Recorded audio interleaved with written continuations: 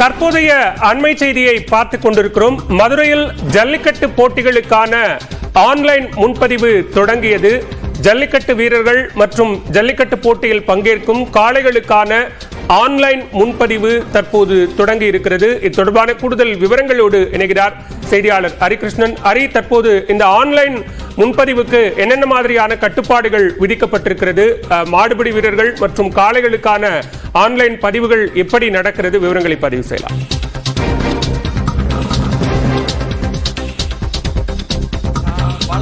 பொங்கல் பண்டிகையை முன்னிட்டு மதுரையில் ஜனவரி 14, 15, 16 ஆகிய 3 நாட்கள் ஜல்லிக்கட்டு போட்டிகள் வெகு விமர்சையாக நடைபெற இருக்கின்றது. இதில் ஜனவரி 14ஆம் தேதி அவனியாபுரத்திலும், ஜனவரி 15ஆம் தேதி பாலமேட்டிலும், ஜனவரி 16 அலங்காநல்லூரில் இந்த போட்டிகள் என்பது நடைபெற இருக்கின்றது.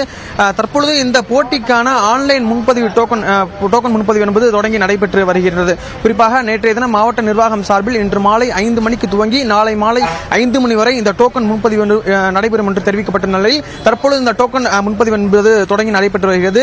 இந்த டோக்கனை பொறுத்தவரையில் காளையர் மற்றும் காளைகளுக்கான இந்த டோக்கன் விண்ணப்ப படிவத்தில் மாவட்டத்தின் பெயர், அதாவது காளையின் விண்ணப்ப படிவத்தில் மாவட்டத்தின் பெயர், போட்டி நடைபெறும் இடம், மாட்டு உரிமையாளரின் கைபேசி எண், ஆதார் எண், பெயர், முகவரி, காளையின் வயது, அந்த காளையின் இனம், நிறம், உயரம், அடையாளங்கள் உள்ளிட்டவை இந்த விண்ணப்ப படிவத்தில் கேட்கப்பட்டிருக்கின்றது. அதேபோல மாடுபிடி வீரர் விண்ணப்ப படிவத்தில் மாடுபிடி வீரரின் பெயர், கைபேசி எண், ஆதார் எண், போட்டியில் பங்கேற்கும் இடம், வயது, ரத்த வகை, மின்னஞ்சல் உள்ளிட்ட பல்வேறு விஷயங்கள் இந்த விண்ணப்ப படிவத்தில் கேட்கப்பட்டிருக்கிறது.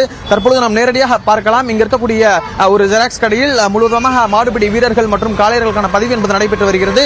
இங்கு ஒருவர் இந்த மாடுபிடி வீரருக்கான இந்த முன்பதிவு செய்திருக்கிறார்.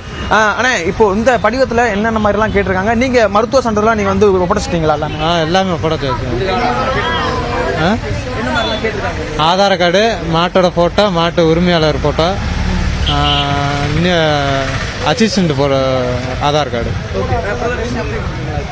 நான் இப்போதான் பண்ண போகிறோம், கொடுத்துருக்கோம், அப்படியே பண்ணிக்கிட்டு இருக்காங்க. இப்போதைக்கு மாட்டு போட்ட டிடி, அதுபோக நம்ம மாட்டு உரிமையாளர் ஆதார் கார்டு, கூட வர ஆதார் கார்டு எல்லாமே கேட்குறாங்க. வயது, மாட்டோட இடம்னா, கொம்பு, வளர்த்தி எல்லாமே கேட்குறாங்க. எல்லாமே கொடுத்து இப்போ தான் ஃபஸ்ட்டு 2 பதிவு கொடுத்துருக்காங்க. இன்னும் பதிவு செஞ்சுக்கிட்டு இருக்காங்க. நாங்கள் இப்போ கொடுத்துருக்கோம். இனிமேல் பதிவு பண்ணணும்.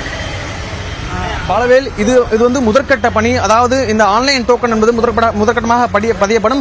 அதன் பிறகாக இந்த டோக்கன் என்பது சரி செய்யப்பட்டு முழுவதுமாக இந்த டோக்கன் என்பது விநியோகிக்கப்படும். இறுதியாக இந்த டோக்கன் என்பது மாடுபிடி வீரர்களுக்கு வழங்கப்படும். ஒவ்வொரு ஆண்டும் அவனியாபுரத்து ஜல்லிக்கட்டை பொறுத்தவரையில் கிட்டத்தட்ட ஒரு 1000 மாடுபிடி வீரர்கள் மற்றும் காளையர்களுக்கு இந்த டோக்கன் என்பது வழங்கப்படும். இது வந்து முதற்கட்ட பணி. பாலவேல், விவரங்களுக்கு நன்றி ஹரி.